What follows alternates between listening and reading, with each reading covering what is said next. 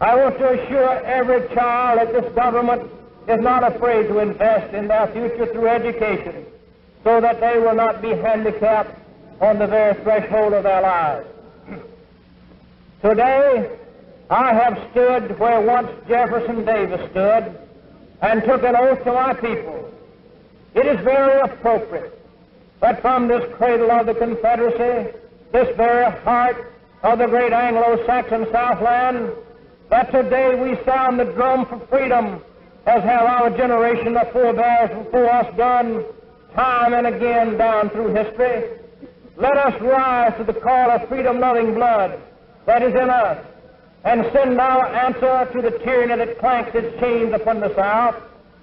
In the name of the greatest people that have ever trod this earth, I draw the line in the dust and toss the gauntlet before the feet of tyranny, and I say segregation now, segregation tomorrow, and segregation forever.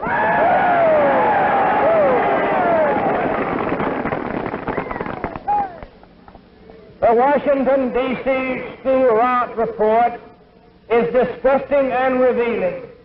We will not sacrifice our children to any such type school system, and you can write that down. The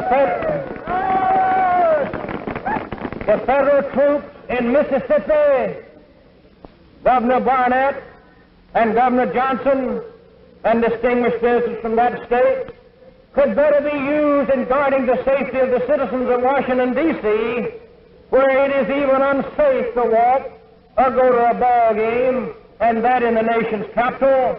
I was safer in a B-29 bomber over Japan during the war in an air raid than the people of Washington are walking in the White House neighborhood. A closer example is Atlanta, Georgia. The city officials fawn for political reasons over school integration and then build barricades to stop residential integration. What hypocrisy! Let us send this message back to Washington by our representatives who are here with us today, that from this day we are standing up, and the heel of tyranny does not fit the neck of an upright man, that we intend to take the offensive and carry our fight for freedom across this nation, wielding the balance of power we know we possess in the Southland, that we, not the insipid bloc voters of some sections, will determine in the next election who shall sit in the White House of these United States.